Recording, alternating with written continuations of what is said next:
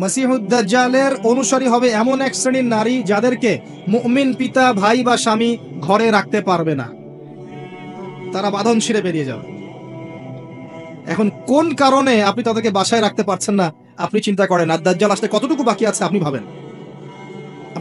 ভাবতে বলছি। আরেকটা হাদিস নবীজি বলেছেন, আমি এক শ্রেণীর নারীর কথা বলছি যাদেরকে আমি এখনো দেখি নাই, মানে 1400 বছর আগে তারা ছিল না পৃথিবীতে, তারা আসবে এক সময়, যারা জান্নাতে যাবেও না, জান্নাতের গন্ধ পাবে না, যদিও জান্নাতের গন্ধ 70 বছরের পর থেকে পাওয়া যায়। কারা তারা? নিসাউন কাসিয়াতুন আরিয়া, এমন নারী যারা কাপড় পরেও নগ্ন থাকে।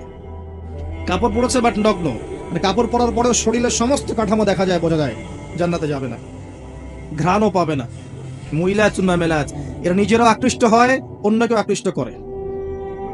আরেকটা সুসংবাদের হাদিস, এসব থেকে বের হয়ে যদি মহিলারা আল্লাহ এবং তার রাসূলের আনুগত্য করতে পারে, মাত্র 4টা কাজ করলেই জান্নাত নিশ্চিত। মাত্র 4টা কাজ করলেই মেয়েদের জান্নাত নিশ্চিত ইনশাআল্লাহু আযজা ওয়া জাল। 1 নাম্বার, যদি তারা 5 ওয়াক্ত নামাজ ঠিকঠাক মতো পড়ে। 2 নাম্বার, যদি তারা রমজান মাসের সওম রাখে। এই হামজা এবং ওমর রাদিয়াল্লাহু আনহুমা তাদের ইসলাম কবুল করার পর ইসলামটা শক্তিশালী হওয়া শুরু করলো, দাওয়াত আরো বেশি বেশি ছড়িয়ে পড়লো। যত দাওয়াত ছড়িয়ে পড়ছিল অত্যাচারও তত বাড়ছিল। জুলুম, অর্থনৈতিক বয়কট হোক, সামাজিক নির্যাতন, শারীরিক নির্যাতন, মানসিক নির্যাতন, টর্চার বাড়তে লাগলো। বাড়তে বাড়তে এমন একটা পর্যায়ে চলে গেল, দুর্বল সাহাবীদেরকে তারা অত্যাচার করা শুরু করলো। সুমাইয়া, তার হাজবেন্ড, তারপর তার সন্তান বেলাল আল হাবাশি, তাদের সবার কথা আপনারা জানেন। এমনকি উসমান রাদিয়াল্লাহু আনহুকেও নির্যাতন করা হয়েছে, আবু বকর সিদ্দিক রাদিয়াল্লাহু আনহুকেও নির্যাতন করা হয়েছে, কেউ বাদ যায়নি। এক পর্যায়ে নবী সাল্লাল্লাহু আলাইহি ওয়াসাল্লামের কাছে এসে সবাই শিকায়াত করতে লাগলো, ইয়া রাসূলুল্লাহ, আপনি দোয়া করেন যেন আল্লাহ পাক জালেমদেরকে ধ্বংস করে দেন। নবীজি তখনও বলছেন, শোনো, নিঃসন্দেহে এই দিন মাশরিক মাগরিব পর্যন্ত পৌঁছে যাবে, ওয়ালাকিন্নাকুম তাস্তাজিলুন, কিন্তু তোমরা খুব তাড়াহুড়া করছো। এত নির্যাতন সহ্য করার পরেও নবীজি বলছেন তোমরা তাড়াহুড়া করছো। আর আমরা দিনের জন্য কি করেছি? খালি ফেসবুকে আর ইউটিউবে বসে বসে কিবোর্ড মুজাহিদ হতে পারলেই সব হয়?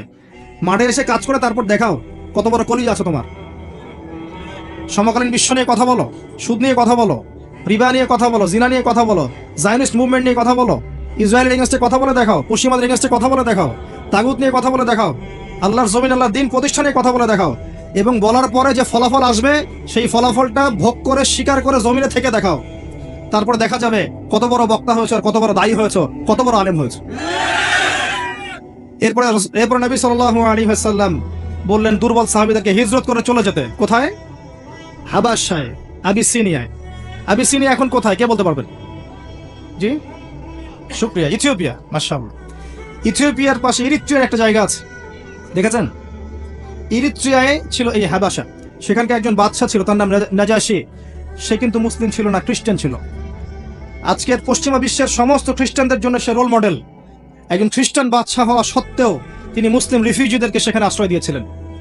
নবীজি তার সম্পর্কে বলেছেন, ওই হাবাশায় একজন খ্রিস্টান বাদশা আছে যার রাজ্যে কেউ জুলুমের শিকার হয় না। একজন খ্রিস্টান সম্পর্কে তিনি মন্তব্য করেছিলেন।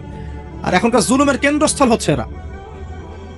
কোথায় বাদশা নাজাশি মুসলিমদেরকে আশ্রয় দিচ্ছে, আর কোথায় এদেরকে দেখেন সারা মুসলিম বিশ্বে, মুসলিম কান্ট্রি খুঁজে খুঁজে মুসলিমদেরকে হত্যা করছে। কোনো মিল আছে? তিনি ছিলেন প্রকৃত খ্রিস্টান। তিনি পরে ইসলামও কবুল করেছিলেন, এবং নবী সাল্লাল্লাহু আলাইহি ওয়াসাল্লাম তার মৃত্যুর পর তার গায়েবানা জানাজার নামাজও পড়েছেন। ইনশাআল্লাহ তিনি জান্নাতে আছেন, আল্লাহ পাক তাকে জান্নাতবাসী করুন। তার রাজ্যে মুসলিমরা নিরাপদে ছিল। এখানে হিজরত করা হলো, অত্যাচার বাড়তে থাকলো। এদিকে মক্কায় 3 বছর মুসলিমদেরকে বয়কট করা হলো। কেউ কথা বলবে না, ব্যবসা বাণিজ্য করবে না, বিয়ে শাদী করবে না, মুসলিমদেরকে টোটালি সামাজিকভাবে বয়কট। শিয়ারে আবু তালেব নামে একটা জায়গা ছিল, সেখানে মুসলিমদেরকে গাছের ছালপাতা খেয়ে 3 বছর থাকতে হচ্ছে। 3 বছর, 3 দিন নয়, 3টা বছর। এরপর নবী সাল্লাল্লাহু আলাইহি ওয়াসাল্লামের জীবনে আরো সংকটকালীন সময় আসলো। সেটা হচ্ছে একই বছরে অল্প দিনের ব্যবধানে, 3 দিন বা 7 দিন ব্যবধানে 2 জন বড় বড় মানুষ ইন্তেকাল করলেন। একজন চাচা আবু তালেব, আরেকজন তার প্রিয় স্ত্রী খাদিজা রাদিয়াল্লাহু আনহা। এই 2 জন মানুষ মক্কায় তাকে আগলে রেখেছিলেন, নিজেদের মেধা দিয়ে, অর্থ দিয়ে, প্রতিপত্তি দিয়ে, পলিটিক্যাল ক্ষমতা দিয়ে তাদেরকে সমাজের মধ্যে প্রতিষ্ঠিত করে রেখেছিলেন। এই 2 জন মানুষ ইন্তেকাল করলেন। নবী সাল্লাল্লাহু আলাইহি ওয়াসাল্লামের মনটা ভেঙে পড়ল, স্বাভাবিক। চাচা আবু তালেব এমন কিছু নাই যে করেন নাই ইসলামের জন্য, শুধু কালিমাটা পড়তে পারেন নাই। আবু তালেব ইসলামের জন্য যা করেছে আমি তার কিঞ্চিত করতে পারি নাই, জানেন চাচা। আবু তালেব শুধু কালিমাটা পড়তে পারেনি, তার কথা মনে পড়লে কষ্ট লাগে আমারও। কালিমাটা পড়তে পারেন নাই, কিন্তু ইসলামের জন্য এমন কিছু নাই যে করেন নাই। যখন সমাজের সব মানুষ রাসূলের বিরুদ্ধে, তখন তিনি তার ভাতিজাকে আগলে রেখেছিলেন। বলতেন যে তারা তোমার দিকে আসতে পারবে না দলে দলে যতক্ষণ আমি আবু তালেব দাফন হচ্ছি না মাটির তলে। আর রাহিকুল মাকতুম কবিতাটা বইটা পড়ে দেখেন, ওরা তোমার দিকে আসতে পারবে না দলে দলে যতদিন আমি আছি আবু তালেব দাফন হচ্ছি না মাটির তলে। এভাবে কবিতা লিখেছেন। চাচাও ইন্তেকাল করলেন। ওই সময় আল্লাহ পাক নবী সাল্লাল্লাহু আলাইহি ওয়াসাল্লামের মনকে শান্ত করার জন্য মেরাজে নিয়ে গেলেন, সুবহানাল্লাহ। এবং এই সমস্ত বিষয় দেখে এসে নবী সাল্লাল্লাহু আলাইহি ওয়াসাল্লামের কলিজা ঠান্ডা হয়ে গেল। এর আগেও একটা ঘটনা ছিল, নবীজিকে তায়েফে যেতে হয়েছে। মক্কার মানুষ ইসলাম কবুল করছে না, তিনি তায়েফে গিয়েছেন। ওখানে তিনজন বড় বড় লিডার ছিলেন। একজনের নাম হচ্ছে আব্দে ইয়ালাইল, আব্দে মাসউদ, হাবিব বিন আমর। অনেকদিন আগে পড়েছি ভাই, মুখস্থ বলছি, এই জন্য হয়তো একটু সময় লাগছে, সবর করেন। আব্দে ইয়ালাইল, আব্দে মাসউদ, হাবিব বিন আমর, এই তিনজন বড় বড় নেতা ছিল তায়েফে। তারা এত প্রতিপত্তি সম্পন্ন ছিল যে তারা যদি ইসলাম কবুল করতো তাহলে মক্কার বিপরীতে তায়েফ একটা শক্তি হতো। বুঝতে পারছেন, পলিটিক্যাল অ্যাফেয়ার্স। তারা ইসলাম কবুল করলো না, বরং পাথর নিক্ষেপ করে নবী সাল্লাল্লাহু আলাইহি ওয়াসাল্লামের মাথা রক্তাক্ত করলো। রক্ত দিয়ে তার জুতা পর্যন্ত আটকে গিয়েছিল সাল্লাল্লাহু আলাইহি ওয়াসাল্লাম। ফেরার পথে একটা আঙ্গুর বাগানে তিনি বসেছেন, সেখানে বসে আঙ্গুর খাচ্ছেন। ওইখানে জিবরাইল আলাইহিস সালাম আসলেন, সাথে মালাকুল জিবাল, মানে ফেরেশতাদের ফেরেশতা। আপনাদের এখানে পাহাড়ি এলাকা না, জিন আছে আপনাদের এখানে অনেক, হ্যাঁ, এবং এই পাহাড় পর্বত নিয়ন্ত্রণকারী ফেরেশতাও আছে। এই এলাকাগুলোতে যদি শিরক হয় তাহলে জিনদের উৎপাত বেড়ে যাবে। জি, এই এলাকাগুলোতে যদি তাওহীদ থাকে প্রচুর বৃষ্টিপাত হবে, প্রচুর বারাকা হবে, প্রচুর ফসল ফলবে এবং মানুষের জীবনযাত্রার মান উন্নত হবে তাওহীদের ফলে। যদি শিরক বাড়তে থাকে, যেটা বাড়ছে আপনাদের এলাকাগুলোতে, আমরা জানি বাড়ছে, এটাকে বাড়তে দিয়েন না। ইসলামের প্রচার করেন, অমুসলিমদের মাঝে ইসলামের প্রচার করেন, ইসলামের সৌন্দর্য তুলে ধরেন, ধরে অমুসলিমদেরকে ইসলামের দিকে নিয়ে আসেন, না হলে অনেক দেরি হয়ে যাবে, পরে বিপদ আসলে সামলাতে পারবেন না। আল্লাহ পাক ইসলামের প্রচার করার তৌফিক দান করুন। আল্লাহর জন্য মুখলেস ভাবে দ্বীনের প্রচার করেন। একটা মানুষ যদি আপনার কথা শুনে অমুসলিম থেকে ইসলাম কবুল করে, শত শত লাল উট আল্লাহর রাস্তায় কুরবানি করার চেয়ে বেশি নেকির কাজ হবে। তারপরে এই মালাকুল জিবাল এবং জিবরাইল আলাইহিস সালাম, জিবরাইল আলাইহিস সালাম প্রস্তাব দিচ্ছেন, আপনার সাথে তায়েফবাসী যা করেছে আমরা দেখেছি, যদি আপনি চান দুই পাহাড়ের মাঝখানে তায়েফকে ফেলে পিষে দিব। রাহমাতুল লিল আলামিন তিনি বলছেন, বাল আরজু, বরং আমি আশা করি, আইয়ুখরিজাল্লাহু মিন আসলামিহিম কওমান, আল্লাহ পাক এদের ঔরস থেকে এমন কওম বের করে নিয়ে আসুক, আল্লাযীনা ইয়াবুদুনাল্লাহ, যারা আল্লাহর ইবাদত করবে, ওয়ালা ইউশরিকুনা বিহি শাইআ, যারা আল্লাহর সাথে কাউকে শরীক করবে না। চিন্তা করতে পারেন, এত মার খাওয়ার পরেও তাকে অপশন দেওয়া হচ্ছে, আপনি বলেন যদি চান পিষে ফেলবো। ফেরেশতা এসে বলছেন, তিনি বলছেন আমি বরং আশা করছি আল্লাহ পাক এদের ঔরস থেকে এমন সম্প্রদায়কে বের করে নিয়ে আসুন যারা আল্লাহর ইবাদত করবে, তার সাথে কাউকে শরীক করবে না। সাহাবী আবু হুরায়রা রাদিয়াল্লাহু আনহু নাম শুনেছেন? কতগুলো হাদিস বর্ণনা করেছেন তিনি? কত হাজার বলেন? আরো বেশি। এই সাহাবী এই তায়েফ গোত্রের পরবর্তী জেনারেশনের একজন, জানেন? ওই দিন যদি নবী সাল্লাল্লাহু আলাইহি ওয়াসাল্লাম বদদুয়া করতেন, আমরা আজকে আবু হুরায়রাকে পেতাম না রাদিয়াল্লাহু আনহু। যাই হোক, এরপরে ইসলামের টার্নিং পয়েন্ট, এই যে দিন প্রতিষ্ঠার দিকে যাচ্ছে এবার, এই 13 বছর প্রায় শেষের দিকে, 10ম বছরে গিয়ে ওই যে ইয়াসরিব, ইয়াসরিব মানে কি মদিনা, ওখান থেকে 6 জন যুবক আসলেন। কয়জন? তারা আগে থেকে জানতেন যে শেষ জামানে একজন নবী আসবে। কিভাবে জানতেন? ওই ইয়াসরিবে ইহুদিরা ছিল। কারা ছিল? ইহুদিরা ছিল। আচ্ছা, ইহুদিরা ওখানে কি করছিল? একটা ভালো প্রশ্ন, কিন্তু ওর অপেক্ষায় ছিল যে শেষ নবী কখন আসবে। যখন সে এসেছে তারা তাকে স্বীকার করে নাই। পরে বলেছে আমাদের মধ্য থেকে হবে, ওদের মধ্য থেকে নয়। যাই হোক, এই ইহুদিরা প্রচার করেছিল যে শেষ জামানে একজন নবী আসবেন, যিনি এই জাজিরাতুল আরবে আল্লাহর দ্বীনকে প্রতিষ্ঠা করবেন। ওই 6 জন যুবক এই কথা শুনেছিল। তারা যখন হজের মৌসুমে মক্কায় এসেছে, মক্কায় কিন্তু তখন হজও চলতো, বিকৃত হজ, এই হজ না, বিকৃত হজ। তারা দাবি করতো আমরা ইব্রাহিম আলাইহিস সালামের সেই সুন্নাহ ফলো করছি, নাউযুবিল্লাহ, ওটা সেই সুন্নাহ ছিল না। এই 6 জন রাতের অন্ধকারে নবী সাল্লাল্লাহু আলাইহি ওয়াসাল্লাম তাদেরকে দাওয়াত দিলেন যে আমি শেষ নবী, আমার কাছে কোরআন এসেছে। তিনি কোরআন তেলাওয়াত করে শোনালেন। এই 6 জন বলছে, যাদের নেতার নাম আসআদ বিন জুরারাহ রাদিয়াল্লাহু আনহু, তিনি বলছেন যে আমরা ইহুদিদের কাছে শুনেছি আপনি শেষ জামানে একজন নবী আসবেন, আপনি কি সেই নবী? তিনি বলছেন হ্যাঁ, আমি সেই নবী।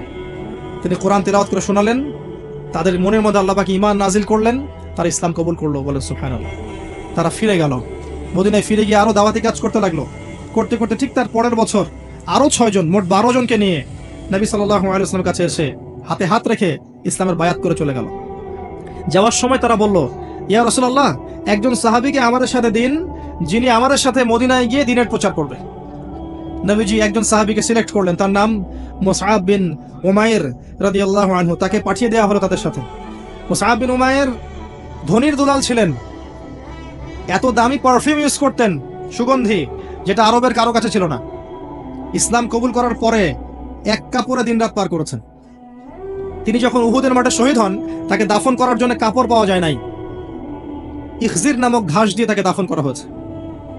মুসআব বিন উমাইর রাদিয়াল্লাহু আনহু, তাকে পাঠানো হলো। তিনি গেলেন এবং 1 বছরের দাওয়াতি কাজের মাধ্যমে 75টা পরিবারকে তিনি ইসলাম কবুল করালেন। সুবহানাল্লাহ। এবং এই পরিবারের সদস্যরা সবাই পরের বছর আসলো মক্কায়, এসে নবীর হাতে হাত রেখে বায়াত করলো। এবং 2 জন নারীও ছিল এখানে, 2 জন নারীও ছিল সাহাবী। এই 75 জন ইসলাম কবুল করলো, 75টা ফ্যামিলি। এবং নবী সাল্লাল্লাহু আলাইহি ওয়াসাল্লাম তাদেরকে কিছু শর্ত দিলেন। আল্লাহর সাথে শিরিক করবে না, ঠিক আছে। তোমরা জেনা করবে না, ঠিক আছে। সন্তানকে হত্যা করবে না, করব না।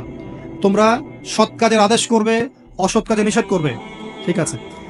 তোমরা সত্য কথা বলবে, সত্য প্রচার করতে নিন্দুকের নিন্দার পরোয়া করবে না, ঠিক আছে। এবং আমি যখন তোমাদের কাছে যাব হিজরত করে, আমাকে এমন ভাবে হেফাজত করবে যেমন করে তোমরা তোমাদের স্ত্রী সন্তানদেরকে হেফাজত করো। তারা বলেন ঠিক আছে, কিন্তু ইয়া রাসূলুল্লাহ ফামা লানা ইদা ফাআলনা যালিক, হে আল্লাহর রাসূল সাল্লাল্লাহু আলাইহি ওয়াসাল্লাম, আমরা যদি এই কাজগুলো করি তাহলে কি পাবো আমরা? নবী সাল্লাল্লাহু আলাইহি ওয়াসাল্লাম বলছেন আল জান্নাহ, তোমরা জান্নাত পাবে। এর পরের বছর নবী সাল্লাল্লাহু আলাইহি ওয়াসাল্লাম সাহাবীদেরকে নিয়ে হিজরত করলেন। আগে সাহাবীদেরকে পাঠিয়ে দিলেন, তারপর তিনি হিজরত করলেন। হিজরত করার পরে মদিনায় একটা ইসলামিক স্টেট গড়ে উঠলো। এখন কিন্তু আমরা মক্কায় নাই, কোথায় এখন? মদিনায়। মদিনায় রাষ্ট্রের সবগুলো সংজ্ঞা পূরণ হলো। এখানে জনসংখ্যা আছে, এখানে ভূখণ্ড আছে, এখানে সভরেন্টি সার্বভৌমত্ব হলো, এবং টোটালি একটা গভর্নমেন্ট গড়ে উঠলো, যার প্রেসিডেন্ট স্বয়ং মুহাম্মদ সাল্লাল্লাহু আলাইহি ওয়াসাল্লাম। সেখানে পুরো দায়িত্ব তার কাঁধে। আনসার এবং মুহাজির সাহাবীদের মধ্যে তিনি ভ্রাতৃত্বের বন্ধন স্থাপন করলেন। এবং অমুসলিম যারা ছিল, ইহুদি এবং অন্যান্য যারা, তাদের সাথে চুক্তি হলো, যেটাকে আমরা মদিনা সনদ বলি। এভাবে রাষ্ট্র এগিয়ে যেতে লাগলো, অর্থনীতি সমৃদ্ধ হতে লাগলো। সারিয়া অভিযান শুরু হলো, সামরিক বাহিনী গঠন করা হলো, প্রশিক্ষণ দেওয়া হলো, সবকিছু করা হচ্ছে একটা রাষ্ট্রে যা যা লাগে। এর পরের বছর আবু সুফিয়ানের কাফেলাকে কেন্দ্র করে বদরের যুদ্ধ হয়ে গেল, যেটা আপনারা জানেন। মাত্র 313 জন, ওদের 1000 জন। এই যুদ্ধে আল্লাহ পাক ফেরেশতা নামিয়ে সাহায্য করে মুসলিমদেরকে জয় দিলেন। সুবহানাল্লাহ। 70টা বড় বড় কাফের শেষ। আবু জেহেল, আবু জেহেল, উতবা, সাইবা, আপনার উমাইয়া বিন খালাফ, সবগুলো শেষ। না করতে বলা হয়েছে। প্রথমটা কি ছিল? ইকরা। আপনার আমার সবার প্রতি নসিহত। সমাজ পরিবর্তন করতে চাইলে, সমাজে জাহিলিয়াত দূর করতে চাইলে, রাসূলের সুন্নাহ মাফিক সমাজে জাহিলিয়াত দূর করতে চাইলে প্রথমে পড়াশোনা করতে হবে, এর কোনো বিকল্প নাই। যুবকদের সবচেয়ে বড় চ্যালেঞ্জ এখন পড়াশোনা করা। আমাদের জেনারেশনের সবচেয়ে বড় চ্যালেঞ্জ পড়াশোনা করা। প্রচুর পড়াশোনা করতে হবে। কোরআন, সুন্নাহ, হাদিস, ইসলামের ইতিহাস, ফিকহ, ইসলামিক অর্থনীতি, জিওপলিটিক্স, সিরাত, রাসূলের জীবনী, সাহাবীদের জীবনী, আকীদা, এই সমস্ত সাবজেক্টগুলোকে আপনাকে পড়াশোনা করতে হবে। এর পাশাপাশি আপনি পড়ছেন হয়তো সায়েন্সে বা আর্টসে বা কমার্সে, মেডিকেল সেকশনে, ইঞ্জিনিয়ারিং সেকশনে, এগুলো আপনি অবশ্যই কন্টিনিউ করবেন, ছাড়বেন না। যে সেক্টরে আছেন সেখান থেকেই আপনার জ্ঞানকে ইসলামের দিকে কাজে লাগাবেন, পারা যাবে ইনশাআল্লাহ। এটা প্রথম কাজ। এবং এর সাথে হকপন্থী, দুই চোখওয়ালা, নিরহংকার, যাদের মধ্যে হিংসা নাই, বিদ্বেষ নাই, অহংকার নাই, এই শ্রেণীর ওলামায়ে কেরামের কাছে গিয়ে পড়ে থাকবেন, তাদের সোহবত থেকে জ্ঞান নেবেন, পারা যাবে ইনশাআল্লাহ। যাদেরকে দেখে আপনি শিখতে পারবেন। যদি আমার ভিতর ঈর্ষা থাকে, আমাকে দেখে আপনি কি শিখবেন? শেখার কিছু নাই। তাই আমার সোহবতের আপনার প্রয়োজন নাই। যদি কারোর মধ্যে অহংকার থাকে, আপনি তার কাছে কি শিখবেন? কেউ যদি দিনকে দুনিয়ার বিনিময়ে বিক্রি করে খায়, তার কাছে কি আপনি কি শিখবেন? শেখার দরকার নাই। এমন মানুষ খুঁজে বের করেন, এমন আলেম খুঁজে বের করেন, যার ভিতরে রিয়া নাই, অহংকার নাই, বিদ্বেষ নাই, হক কথা বলার সাহস আছে, সত্যকে মিথ্যার সাথে মিশ্রিত করে না, সুরসুরি মার্কা দাওয়াত দেয় না, টোটাল ইসলামের দাওয়াত দেয়। চ্যালেঞ্জ গ্রহণ করতে পারে, আল্লাহর দ্বীনের জন্য সাফার করতে পারে, সবর করতে পারে, উম্মা দরদি, উম্মাকে নিয়ে চিন্তা করে, এবং আইওয়াজ শোডাউন করতে যায় না, আল্লাহর জন্য আল্লাহর পথে কাজ করে, এমন ওলামায়ে কেরামকে খুঁজে খুঁজে বের করে তাদের সাথে থাকে। আমার কাছে কি পাবেন? কিছু পাবেন না। এ ধরনের মানুষদের কাছে যান, ভালো পাবেন। পড়াশোনা সিলেবাস বলে দিলাম, সোহবতে থাকেন, আত্মশুদ্ধি অর্জন হবে ইনশাআল্লাহ। এটা প্রথম কাজ নবী সাল্লাল্লাহু আলাইহি ওয়াসাল্লামকে করতে বলা হয়েছে। এরপরে কিন্তু বলা হয়েছে কুম ফাআনদির, ওঠো এবং সতর্ক কর। জ্ঞান অর্জন করার পরে না আপনি সতর্ক করতে যাবেন মানুষকে, সতর্ক করো আল্লাহর আযাব থেকে, পরকাল থেকে, জান্নাত জাহান্নামের বিষয়গুলো বলো। এরপরে এবার ধারাবাহিকতায় আসেন। নবী সাল্লাল্লাহু আলাইহি ওয়াসাল্লাম ওহী প্রাপ্ত হওয়ার পরেই দাওয়াতের মাঠে নেমে পড়লেন। তার কাছে আল্লাহর পক্ষ থেকে ওহী আসছে, কোরআন আসছে এবং সুন্নাহ দিয়ে তিনি ব্যাখ্যা করছেন। সাহাবীদেরকে নিয়ে তিনি দারুল আরকাম, মক্কার দারুল আরকামে বসে বসে দিন শেখাচ্ছেন। প্রথম 3 বছর, কয় বছর? প্রথম 3 বছর তিনি গোপনে গোপনে দাওয়াতি কাজ করতে থাকলেন এবং কাছের মানুষদেরকে দাওয়াত দিতে থাকলেন। কাছের মানুষ খাদিজা রাদিয়াল্লাহু আনহা, আবু বকর সিদ্দিক, উসমান রাদিয়াল্লাহু আনহু, আব্দুর রহমান বিন আউফ, সাআদ ইবনে আবি ওয়াক্কাস, বিলাল আল হাবাশি, আব্দুল্লাহ ইবনে মাসউদ, তারপরে খাব্বাব, আম্মার, ইয়াসির, সুমাইয়া। এই যে কাছের কিছু কিছু মানুষ, জাফর ইবনে আবি তালেব, আলী ইবনে আবি তালেব, এই মানুষগুলো আস্তে আস্তে ইসলাম কবুল করতে থাকলো। প্রথম দিকের যারা মানুষ থাকে তারাই কিন্তু বেশি কাছের হয়, মহব্বতের হয় এবং শক্ত হয়। যখন আপনার অবস্থান ভালো হয়ে যাবে, কোটি কোটি মানুষও আপনার সাথে আসতে পারে, সবাই সমান নয়। যখন আপনার সাথে কেউ ছিল না, তখন যারা ছিল এরাই আপনার আপন। আমার কথা কি বুঝতে পারছেন? যখন আপনার সাথে কেউ ছিল না, তখন যারা আপনার পাশে ছিল এরাই আপনার প্রকৃত মানুষ। যখন আপনার টাকা হবে, আপনার ক্ষমতা হবে, আপনার পরিচিত হবে, আপনার আপনি এস্টাবলিশড হবেন, তখন অনেক মানুষই আপনার আশপাশে করবে। সবার মান সমান নয়। তো কাছের মানুষটাই কিন্তু দেখবেন পরবর্তীতে বদরের যুদ্ধে গিয়েছেন, উহুদ, খায়বার, খন্দক এরাই ছিলেন, তারা কিন্তু শুরু থেকে ছিলেন। এরপর নবী সাল্লাল্লাহু আলাইহি ওয়াসাল্লাম ৪র্থ বছরে গিয়ে প্রকাশ্যে দাওয়াত দেওয়া শুরু করলেন। প্রকাশ্যে দাওয়াত দেওয়ার সাথে সাথে দুটো ঘটনা ঘটেছে। এই দুটো ঘটনা আমি একটু বলার লোভ সামলাতে পারছি না। ধৈর্য আছে আপনাদের? আচ্ছা, ক্ষুধা লেগেছে নাকি? বাসায় স্ত্রী বিরক্ত করবে? মিস কল দিচ্ছে? তাহলে বসে থাকেন। 1 নাম্বার ঘটনা, নবী সাল্লাল্লাহু আলাইহি ওয়াসাল্লাম কাবা ঘরে নামাজ পড়ছেন। আবু জেহেল, নাম শুনেছেন? আবু জেহেল দেখে ফেলেছে, এসে নবী সাল্লাল্লাহু আলাইহি ওয়াসাল্লামকে আঘাত করেছে, একটা ঘুষি দিয়েছিল। আল্লাহ রাসূল সাল্লাল্লাহু আলাইহি ওয়াসাল্লাম কিচ্ছু বলেন নাই। এই দৃশ্যটা দেখেছেন একজন দাসী। দেখে হামজা রাদিয়াল্লাহু আনহু স্বীকার করে ফিরছিলেন। তিনি কিন্তু তখন ইসলাম কবুল করেন নাই, নবীর চাচা, আপন চাচা। হামজা রাদিয়াল্লাহু আনহু আসছেন, তাকে বলছে ইয়া আবু আমারা, ইয়া আবা আমারা, হে হামজা, তার উপনাম ছিল এটা। তুমি যদি দেখতে কিভাবে আবুল হাকাম ইবনে হিশাম আবু জেহেল তোমার ভাতিজাকে গালি দিয়েছে, আঘাত করেছে। হামজা রাদিয়াল্লাহু আনহু বললেন আওয়া ফাআলা হাদা, সত্যি কি সেই কাজটা করেছে? তখন এই দাসী বলছেন ই ওয়া রব্বি, আল্লাহর কসম, সত্যি কাজটা করেছে। তখন তিনি ঘোড়া ছুটিয়ে কাবা ঘরে গেলেন, গিয়ে দেখলেন আবু জেহেল দাঁড়িয়ে আছে সবার সামনে, কাবা ঘরের সবার সামনে। আবু জেহেলের কলার ধরে তাকে প্রচন্ড জোরে একটা ঘুষি দিয়ে বললেন যে আতাশতুমুনি ওয়া আনা আলা দীনিহি, তুমি কি আমাকে আঘাত করবে? আমি নিজে তার দিনের উপরে আছি। আকুলু মা ইয়াকুল, ও যা বলে, আমার ভাতিজা যা বলে আমিও তাই বলি। রুদ্দাহা ইন ইসতাতা'তা, তোমার যদি ক্ষমতা থাকে এই ঘুষি ফিরিয়ে দিয়ে দেখাও। কে বলেন এই কথা? হামজা রাদিয়াল্লাহু আনহু। এবং ওখানে সাক্ষ্য দিচ্ছেন যে আনা আলা দীনিহি ওয়া শাহিদতু আল্লা ইলাহা ইল্লাল্লাহ ওয়া আন্না মুহাম্মাদার রাসূলুল্লাহ। তোমার যা ইচ্ছা এখন করো। কারো বুকের কলিজা ছিল না, ওখানে হামজা রাদিয়াল্লাহু আনহুকে একটা আঘাত করে দেখায়। এবার তিনি চলে গেলেন দারুল আরকামে, যেখানে নবী সাল্লাল্লাহু আলাইহি ওয়াসাল্লাম তখন ছিলেন। সেখানে গিয়ে বলছেন ইয়া ইবনে আখি, হে আমার ভাতিজা, কুনতু আনসুরুকা লিল হামিয়া, আমি এর আগ পর্যন্ত তোমাকে আত্মীয়তার সম্পর্কের কারণে সাহায্য করেছি। আলান, আজকে থেকে আনসুরুকা লিল ইসলাম, আমি তোমাকে ইসলামের জন্য সাহায্য করব। ওয়া আশহাদু আল্লা ইলাহা ইল্লাল্লাহ ওয়া আন্নাকা রাসূলুল্লাহ। এরপরে ইসলাম শক্তিশালী হচ্ছে। এই দৃশ্যটা দেখেছে ওমর রাদিয়াল্লাহু আনহু।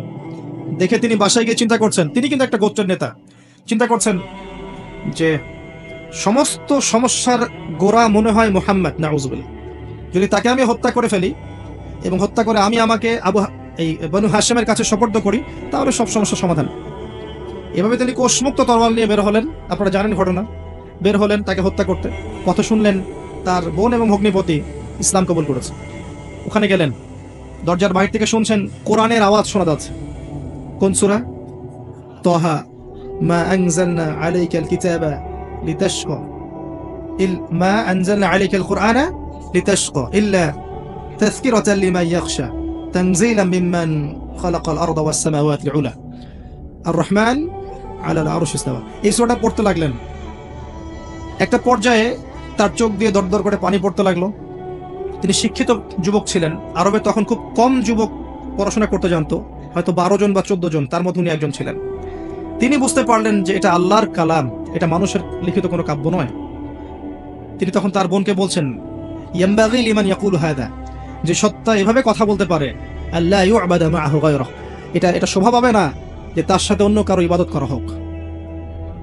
খুজুনি ইলা রাসূলিল্লাহি ওয়া আসহাবিহি, আমাকে আল্লাহ রাসূল এবং তার সাহাবীদের কাছে নিয়ে চলো। আযহাবু ইলাইহি ওয়া আসলিমু, আমি সেখানে যাব এবং ইসলাম কবুল করব। তাকে নিয়ে যাওয়া হলো। হামজা রাদিয়াল্লাহু আনহু দেখলেন কোষমুক্ত তরোয়াল নিয়ে তিনি বাইরে, তাকে ভিতরে ঢুকালেন। ঢুকিয়ে বললেন যে আলা তানতাহি হাত্তা ইউনজিল আল্লাহু বিকা কারিয়া, তুমি কি ততদিন পর্যন্ত শান্ত হবে না যতক্ষণ আল্লাহ পাক তোমার উপরে কোনো শাস্তি নাযিল না করছেন? রাসূল সাল্লাল্লাহু আলাইহি ওয়াসাল্লাম তাকে ছাড়তে বললেন। তিনি আসলেন। আমাদের নবীজি কিন্তু আগেই দোয়া করেছিলেন, আল্লাহ দুইজন ব্যক্তির মধ্যে একজনকে আল্লাহ তুমি হেদায়েত দাও, দিয়ে ইসলামকে শক্তিশালী করো, হয় আবু জাহেল আবুল হাকাম ইবনে হিশাম অথবা ওমর ইবনে খাত্তাব। ওমর রাদিয়াল্লাহু আনহু স্বচ্ছ সাদা মনের মানুষ ছিলেন, পবিত্র মনের মানুষ, ফ্রেশ। সত্য হলো সত্য, মিথ্যা হলো মিথ্যা, কোনো টাল বাহানা নাই। আল্লাহ পাক তাকে কবুল করলেন। তিনি নবী সাল্লাল্লাহু আলাইহি ওয়াসাল্লামের সামনে দাঁড়িয়ে বললেন, ইয়া রাসূলুল্লাহ, হে আল্লাহর রাসূল সাল্লাল্লাহু আলাইহি ওয়াসাল্লাম, জিতুকা উমিনু বিল্লাহি ওয়া রাসূলিহি, আমি আল্লাহ এবং তার রাসূলের প্রতি ঈমানদার হয়ে এখানে এসেছি। ওয়া বিমা জিতা বিহি মিন ইনদিল্লাহ, এবং আপনি আল্লাহর পক্ষ থেকে যা নিয়ে এসেছেন তার প্রতি ঈমানদার হয়ে এখানে এসেছি। আশহাদু আল্লা ইলাহা ইল্লাল্লাহ ওয়া আন্নাকা রাসূলুল্লাহ, আমি সাক্ষ্য দিচ্ছি আল্লাহ ছাড়া কোনো মাবুদ নেই এবং আপনি আল্লাহর রাসূল। এরপরে তিনি এক একজন মক্কার বড় বড় কাফেরের বাসায় গিয়ে নক করতে লাগলেন যে তোমরা কি জেনেছো, হাল আলিমতা আন্নী ক্বাদ আসলাম, তুমি কি জেনেছো আমি ইসলাম কবুল করেছি? আবু জাহেলের বাসা একবার, উতবার বাসা একবার, সাইবাদের বাসা একবার, ওয়ালিদ বিন মুগিরার বাসা একবার, সবার বাসা একবার করে গিয়ে বলছেন, শুনেছো আমি ইসলাম কবুল করেছি? সবার মুখে তখন ভয়ে, ওমর ইসলাম কবুল করলে তো সমস্যা। কাবা ঘরের সবার সামনে দাঁড়িয়ে ডাকছেন, ইয়া আইয়ুহান নাস ই'লামু আন্নী ক্বাদ আসলামতু, হে মানব জাতি জেনে রাখো আমি ইসলাম কবুল করেছি। ওয়া ক্বাদ শাহিদতু আল্লা ইলাহা ইল্লাল্লাহ ওয়া আন্না মুহাম্মাদান আবদুহু ওয়া রাসূলুহু। এরপরে তাকে মারা শুরু হলো। 10 জন মিলে তার সাথে পারছে না। একটা পর্যায়ে আদি গোত্রের একজন এসে এই লড়াই থামালো। থামিয়ে ওমর রাদিয়াল্লাহু আনহুকে বলছেন, আফালা কুনতা কাতামত, হে ওমর তুমি কি চুপ করে থাকতে পারতে না? ইসলাম কবুল করেছো তো কি হয়েছে, চুপচাপ থাকতে, নিজের দিন নিয়ে পালন করতে। এভাবে সবার সামনে পাবলিকলি বলে মার খাওয়ার কি দরকার ছিল? তখন ওমর রাদিয়াল্লাহু আনহু বলছেন, ওয়াল্লাহি, আল্লাহর কসম করে বলছি, লাউ ফাররিকান্নাল হাক্কা মিনাল বাতিল, আমি অবশ্যই সত্য এবং মিথ্যাকে আলাদা করে দিব। কামা ফাররাকাল্লাহু বাইনাল লাইলি ওয়ান নাহার, যেমন করে আল্লাহ রাব্বুল আলামিন রাত এবং দিনকে আলাদা করে দেন। এরপর থেকে তার নাম হয়েছে ওমর আল ফারুক, পার্থক্যকারী। বদরের কূপের মধ্যে 70 জনের লাশ পড়েছিল, 70 জন বন্দী হলো, প্রচুর গনিমতের মাল আমরা পেলাম। প্রথম বিজয়, পুরো বিশ্ব দেখে নিল একটা শক্তি রাইজ করেছে যার সামনে আরবের শক্তি টিকতে পারছে না। নতুন একটা উম্মাহ, নতুন একটা নেশন, নতুন একটা স্টেট, নতুন একটা কমিউনিটি, পুরো বিশ্ব দেখছে, এবার তাকিয়ে আছে। তারপরের বছর এরা প্রতিশোধ নিতে আসলো উহুদে। নবীজি স্বপ্ন দেখলেন, যে এই স্বপ্ন দেখছেন তিনি যে অনেকগুলো গাভীকে জবাই করা হচ্ছে। সকালবেলা তা আবির করলেন যে আমার কাছের কিছু সাহাবী এই যুদ্ধে শহীদ হবে। যুদ্ধ শুরু হয়ে গেল। যুদ্ধ প্রায় জিতেই গিয়েছে মুসলিমরা। একটা ভুল, ওই 50 জনকে বলেছেন গাছে ওই পাহাড়ে টিলা থেকে নামবে না। তারা মনে করেছে যুদ্ধ শেষ হয়ে গেছে। নেমে এসেছে পিছন দিক থেকে খালিদ বিন ওয়ালিদ 50 জন ঘোড়সাওয়ারকে নিয়ে এমন আক্রমণ করলো, দুই দিক থেকে মুসলিমরা একদম পিষ্ট হয়ে গেল। পিছন দিক থেকে খালিদ বিন ওয়ালিদ, মুসলিমরা এদিকে সামলাচ্ছে, এদিক থেকে আবার পালিয়ে যাচ্ছিল যারা, এরা আবার ব্যাক করলো, দুই দিক থেকে মুসলিমরা মাঝখানে। মুহূর্তের মধ্যেই 70 জন সাহাবী শেষ, শহীদ হয়ে গেলেন রাদিয়াল্লাহু আনহু। এখনো মদিনায় যান, উহুদ পাহাড়ের পাশে একটা ঘেরানো জায়গা আছে না, ওখানে এই ঘটনা ঘটেছিল। ওখানে দেখবেন হামজা রাদিয়াল্লাহু আনহুরও কবর আছে। এই যুদ্ধে হামজা রাদিয়াল্লাহু আনহু শহীদ হয়ে গেলেন, মুসআব বিন উমাইর, আনসারী সাহাবীরা অনেকেই শহীদ হয়ে গেলেন। মুসলিমরা এই যুদ্ধে পরাজিত হয় নাই, সাময়িক বিপর্যয়ের সম্মুখীন হয়েছে। স্বয়ং নবী সাল্লাল্লাহু আলাইহি ওয়াসাল্লামকে মার খেতে হয়েছে, তার দাঁত মোবারক শহীদ হয়ে গেছে, পা মচকে গিয়েছিল, মাথার এখানে কড়া ঢুকে গিয়েছে, এদিক দিয়ে কড়া ঢুকে গিয়েছিল। যাই হোক, তারা ফিরে গেলেন মদিনায়। পরের বছর মুশরিকরা আবার ঐক্যবদ্ধ হলো। মদিনার মধ্যে 3টে ইহুদি গোত্র ছিল, বনু কুরাইজা, বনু কাইনুকা, আরেকটা হচ্ছে বনু নাজির।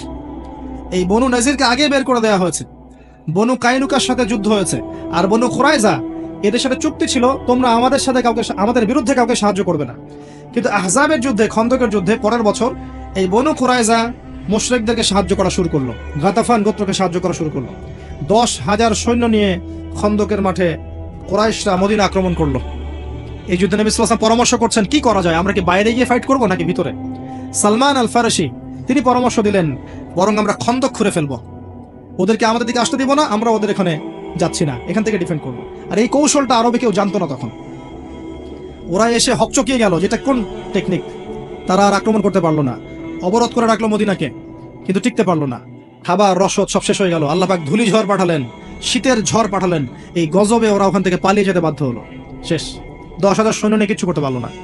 তারপরের বছর নবীজি বললেন, এই যুদ্ধে আনসারদের বড় একজন সাহাবী সাদ বিন মুআজ রাদিয়াল্লাহু আনহু তিনি শহীদ হয়ে যান। আর নবীজি বলেন, এরপর থেকে আমরা আক্রমণ করব, তারা আর আমাদেরকে আক্রমণ করতে পারবে না। এরপর থেকে নবী সাল্লাল্লাহু আলাইহি ওয়াসাল্লাম আরো বেশি দাওয়াতি কাজ বাড়ালেন। গোত্রে গোত্রে দাওয়াতি কাজ শুরু হলো। এক পর্যায়ে আরবের আশপাশে অন্যান্য যে বড় বড় শত্রুগুলো ছিল এদেরকে ডিফেন্ড করা শুরু হলো। এবং একদিন নবী সাল্লাল্লাহু আলাইহি ওয়াসাল্লাম বলেন, আমি স্বপ্ন দেখেছি যে আমি কাবা ঘর তাওয়াফ করছি, তোমরা আমার সাথে আছো। সাহাবীরা বলেন সুবহানাল্লাহ। সাহাবীরা এবার বুঝতে পারলেন নবী সাল্লাল্লাহু আলাইহি ওয়াসাল্লাম মক্কার দিকে যাবেন। তিনি মক্কা অভিমুখে রওনা হলেন 1400 সাহাবীকে নিয়ে। হুদাইবিয়া নামক জায়গায় কাফের আটকে দিল, যাওয়া হবে না, উমরা করা হবে না, ফিরে যেতে হবে। এক পর্যায়ে চুক্তি হয়ে গেল। চুক্তির দফাগুলো সবগুলোই মনে হচ্ছে বাহ্যিক চোখে ওদের দিকে যাচ্ছে, কিন্তু আসলে আমাদের দিকেই ছিল। ওরা বলল, আপনাদেরকে ফেরত যেতে হবে, পরের বছর আসবেন নিরস্ত্রভাবে 3 দিনের জন্য, তারপর উমরা করতে পারবেন। নবীজি বলেন, ঠিক আছে, ডিল। আমাদের কেউ আপনাদের দলে গেলে ফেরত দিতে হবে, আপনাদের কেউ আমাদের দলে আসলে আমরা ফেরত দিব না, ঠিক আছে। আগামী 10 বছর আমরা কেউ কারোর সাথে লড়বো না, ঠিক আছে। সবকিছু মেনে নিলাম। নিয়ে নবী সাল্লাল্লাহু আলাইহি ওয়াসাল্লাম ব্যাক করলেন মদিনায়। ওই বছর উমরা করা হলো না। এবার এখান থেকে দেখেন কি হলো, এই জায়গা থেকে দেখেন। এই যে 10 বছরের জন্য আমরা কুরাইশদের সাথে সন্ধি করলাম, যে 10 বছর আমরা কারোর সাথে লড়বো না, কেউ কারোর সাথে লড়বো না, তারা আমাদের সবচেয়ে বড় শত্রু ছিল। তাদের হাতটাকে চেপে ধরা হলো। 10 বছর আমরা কেউ কারোর সাথে লড়বো না, এবং তারাও আমাদের কোনো শত্রুর বিরুদ্ধে আমাদেরকে সাহায্য করতে পারবে না, চুক্তি। এখন নবীজি সুযোগ পেয়ে গেলেন বাকিদেরকে সাইজ করার। কথা কি বুঝতে পারছেন? ঠিক বাসায় ফিরেই নবী সাল্লাল্লাহু আলাইহি ওয়াসাল্লাম খায়বার অভিমুখে রওনা হলেন। ওখানে ইহুদিদেরকে আক্রমণ করলেন। এবার ইহুদিদেরকে আর এরা সাহায্য করতে পারবে না। What a diplomacy! মানে কত বিচক্ষণতা, চিন্তা করেন। এবার খায়বারে ওরা আর আমাদেরকে দমন করতে পারলো না, সবগুলো দুর্গ জয় হয়ে গেল। এক পর্যায়ে এই খায়বার বিজয়ের পরে মুসলিমদের সম্পদ বাড়তে লাগলো। খায়বার বিজয় মানেই আলী রাদিয়াল্লাহু আনহু। আলী রাদিয়াল্লাহু আনহুর এমন বীর বিক্রমে যুদ্ধ ছিল এখানে, যেটা ইতিহাস লিখতেও কলম ব্যয় করতে পারে নাই। এক পর্যায়ে দেখা গেছে তার হাত থেকে ঢাল পড়ে গিয়েছিল।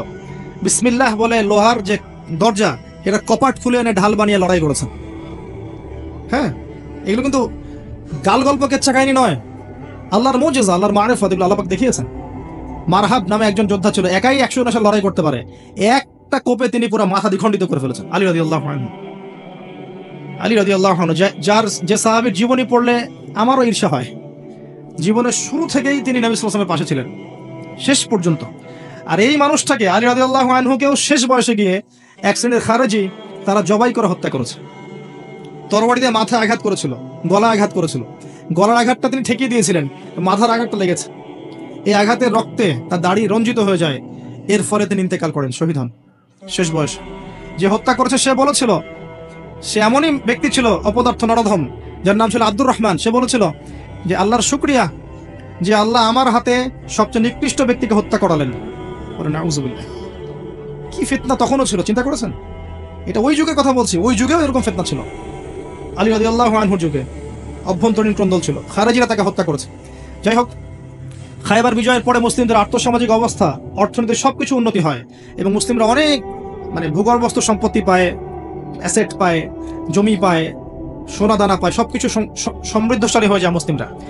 এরপরে নবী সাল্লাল্লাহু আলাইহি ওয়াসাল্লাম পররাষ্ট্রনীতি শুরু করেন।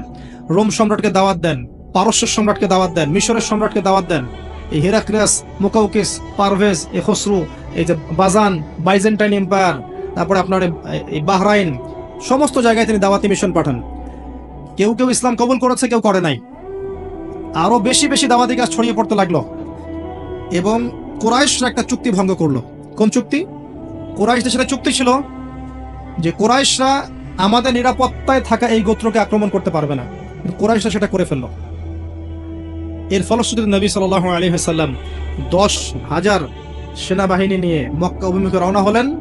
এই সেনাবাহিনীর বহর দেখে আবু সুফিয়ান পর্যন্ত ইসলাম কবুল করতে বাধ্য হল। মক্কায় মুসলিমরা বীর দর্পে প্রবেশ করলো, বিনা যুদ্ধে মক্কা জয়। যতগুলো মূর্তি ছিল সমস্ত মূর্তি ভেঙে ফেলা হলো। নবী সাল্লাল্লাহু আলাইহি ওয়াসাল্লাম আয়াত তেলাওয়াত করলেন, ওয়াকুল জাআল হক ওয়া যাহাকাল বাতিল ইন্নাল বাতিলা কানা যাহুকা। বেলাল রাদিয়াল্লাহু আনহু কাবা ঘরের উপরে উঠে আযান দিলেন। নবী সাল্লাল্লাহু আলাইহি ওয়াসাল্লাম সবাইকে মাফ করে দিলেন। সবাইকে মাফ করে তিনি রাষ্ট্রীয় ক্ষমা ঘোষণা করলেন। এরপরে হুনাইনে যুদ্ধ হয়েছে। তারপর মাত্র 83 দিন নবী সাল্লাল্লাহু আলাইহি ওয়াসাল্লাম বিদায় হজের পরে বেঁচে ছিলেন। মক্কা বিজয়ের পরে তিনি কিছুদিন মক্কায় থেকে মদিনায় চলে যান, তারপর আবার বিদায় হজে আসেন। বিদায় হজে এসে তিনি সেই বিখ্যাত ভাষণগুলো দেন যে আজকে সাদার প্রতি কালোর, কালোর প্রতি সাদার কোনো ভেদাভেদ নাই, আরবে অনারবে কোনো ভেদাভেদ নাই, সমস্ত জাহিলিয়াতকে আমি আমার পায়ের তলে পিষ্ট করে গেলাম, সুদকে পিষ্ট করে গেলাম, তোমরা সবাই আদম সন্তান, আদম মাটির সন্তান। এরকম সমস্ত লেকচারগুলো তিনি দিয়ে গেলেন। মাত্র 20 মিনিটের লেকচার। একটা লেকচার যদি কনস্ট্রাকটিভ হয়, তার মধ্যে যদি মূল কথাগুলো থাকে, একটা ছোট্ট সংক্ষিপ্ত 10 বা 20 মিনিটের লেকচার 1000 বছরের কেচ্ছা কাহিনীর চেয়ে অনেক উত্তম। তো লম্বা লম্বা কেচ্ছা কাহিনী বলতে হবে কি জন্য? মূল কথাগুলো যদি 20-30 মিনিটও হয় যথেষ্ট। বিদায় হজের ভাষণ সংক্ষিপ্ত, আজ পর্যন্ত সেই ভাষণ নিয়ে আপনি 1000টা লেকচার দিতে পারবেন, প্রতিটা শব্দ নিয়ে লেকচার দিতে পারবেন। এখানে তিনি বলে গেলেন, তারাকতু ফিকুম আমরাইন, দুইটা বস্তু ছেড়ে যাচ্ছে তোমাদের কাছে, লান তাদিল্লু মা তামাসসাকতু বিহিমা, তোমরা কোনোদিন পথভ্রষ্ট হবে না যতদিন পর্যন্ত এই দুটোকে আঁকড়ে ধরে থাকবে। একটা কিতাব আল্লাহ, আল্লাহর কিতাব, ওয়া সুন্নাতে নবীহি, তার নবীর সুন্নাহ। তিনি ফিরে গেলেন মদিনায়। 83 দিন পরে তিনি ইন্তেকাল করেছেন। ইন্তেকালের আগে তিনি বলে গেছেন, তোমরা নারীদের ব্যাপারে খেয়াল রাখবে, দাস দাসীদের ব্যাপারে খেয়াল রাখবে, সালাতের ব্যাপারে খেয়াল রাখবে, ইহুদিদেরকে আরব উপদ্বীপ থেকে বের করে দিবে, আমার কবরকে উপাসনার জায়গা বানাবে না, আমার কবরকে ইবাদতের জায়গা বানাবে না, ইত্যাদি আর অনেক কথা তিনি বলে গেছেন। এরপর প্রিয় নবী সাল্লাল্লাহু আলাইহি ওয়াসাল্লাম দুনিয়া থেকে চলে গেলেন। তার পরবর্তীতে আবু বকর সিদ্দিক, ওমর রাদিয়াল্লাহু আনহু, উসমান, আলী রাদিয়াল্লাহু আনহু আজমাইন, তারা একই সুন্নাহর উপরে টিকে ছিলেন। আরবের ওই মসনদে বসে সারা বিশ্ব রুল করেছেন। পরবর্তীতে উমাইয়ারা করেছে 132 বছর, তারপরে আব্বাসীয়রা করেছে প্রায় 550 বছর, তারপরে আবার মিশরের মামলুকরা করেছে, আফগানরা করেছে, মোগলরা করেছে, টার্কিশ ওসমানীয় খেলাফতরা করেছে, সবাই করেছে। বিগত 100-150 বছর থেকে আপনি দেখছেন ওয়ার্ল্ডের অবস্থা টোটালি চেঞ্জড। কারণ কোরআন এবং সুন্নাহ রেখে গিয়েছিলেন নবী সাল্লাল্লাহু আলাইহি ওয়াসাল্লাম, আমরা সেখান থেকে সরে এসেছি। তিনি যে কাজগুলো করেছিলেন, আকীদা ঠিক করা, পড়াশোনার চর্চা করা, জ্ঞান অনুযায়ী আমল করা, পারিবারিক মূল্যবোধ ঠিক করা, হালাল রিজিক খাওয়া, দিনের প্রচার প্রসার করা, দিনের জন্য নিজের জানমাল ব্যয় করে দিনকে প্রতিষ্ঠার চেষ্টা করা, এই কাজগুলো যখন মুসলিমরা ছেড়ে দিয়েছে, তখন মুসলিমদের অধঃপতন শুরু হয়েছে। অতএব শেষ জামানে এসে আপনি দেখছেন এখন চতুর্দিকে ফিতনা, ফিতনা পরিবারে ফিতনা, ধর্মে ফিতনা, সমাজে ফিতনা, বিশ্বে সব জায়গায় ফিতনাময় পরিবেশে ওই নবী সাল্লাল্লাহু আলাইহি ওয়াসাল্লামের মতো করেই যদি আমি আপনি এই বেসিক কাজগুলো করে করে আগাতে না পারি, আমাদের ধ্বংস কেউ ঠেকাতে পারবে না। যদি করতে পারি, ইনশাআল্লাহ তাআলা আল্লাহর জমিনে আবারও দেখবেন আল্লাহর দিন প্রতিষ্ঠা হয়ে গেছে ইনশাআল্লাহ তাআলা। এবং এটা ইমামুল মাহদির হাত দিয়ে হবে, ঈসা ইবনে মারইয়ামের হাত দিয়ে হবে। তার আগ পর্যন্ত কেউ করতে পারবে এটা আসলে আমার মনে হয় না। আমি পড়াশোনা করে যতটুকু বুঝি, আমার মনে হয় না এর আগ পর্যন্ত কেউ গ্লোবালি করতে পারবে। হয়তো ছোট ছোট পরিসরে কেউ করতে পারে, আল্লাহু আ'লাম বিসওয়াব, কিন্তু ইউনিভার্সালি কেউ করতে পারবে না। আই থিঙ্ক আল্লাহু আ'লাম বিসওয়াব, আল্লাহ ভালো জানেন। তো বেসিক কাজ প্রিয় ভাইরা এখানেই, এই কাজগুলোই করি। আল্লাহ পাক আমাদেরকে তৌফিক দান করুন। অত বড় স্কেলে চিন্তা করা আপাতত বাদ দেই, নিজে ঠিক হই, নিজে ভালো হই, তওবা করি, পাপগুলোকে ছেড়ে দেই, জ্ঞান অর্জনের চেষ্টা করি, আমল করার চেষ্টা করি, নিজের জীবনটাকে মূল্যায়ন করি, সময়কে সুন্দর করে বিন্যাস করি, প্রফেটিক লাইফস্টাইল ফলো করি। প্রফেটিক লাইফস্টাইল 5 ওয়াক্ত নামাজটা জামাতে পড়ার চেষ্টা করি, রমজান মাসটা কাজে লাগাই, সাধ্যমতো দান সাদাকা করি। আল্লাহর রাস্তায় আমরা চেষ্টা করি আমাদের পারিবারিক আদর্শ ঠিক করার জন্য, জানা অনুযায়ী আমল করার জন্য, হালাল খাই, হারামে না যাই। যতটুকু আল্লাহ পাক সামর্থ্য দিয়েছেন কথা বলার বা লিখার বা অর্থনৈতিক বা টাকা পয়সার, এগুলো দিয়ে দিনের জন্য কিছু করার চেষ্টা করি, দিনে ছোট ছোট কিছু কাজ করার চেষ্টা করি, সবার মাঝে ইউনিটির চেষ্টা করি, বিভক্তির সৃষ্টি না করি, এবং সব মুসলিমদেরকে আমাদের ভাই মনে করি। নিজের একটা জাতির মধ্যে বিশৃঙ্খলা সৃষ্টি না করি।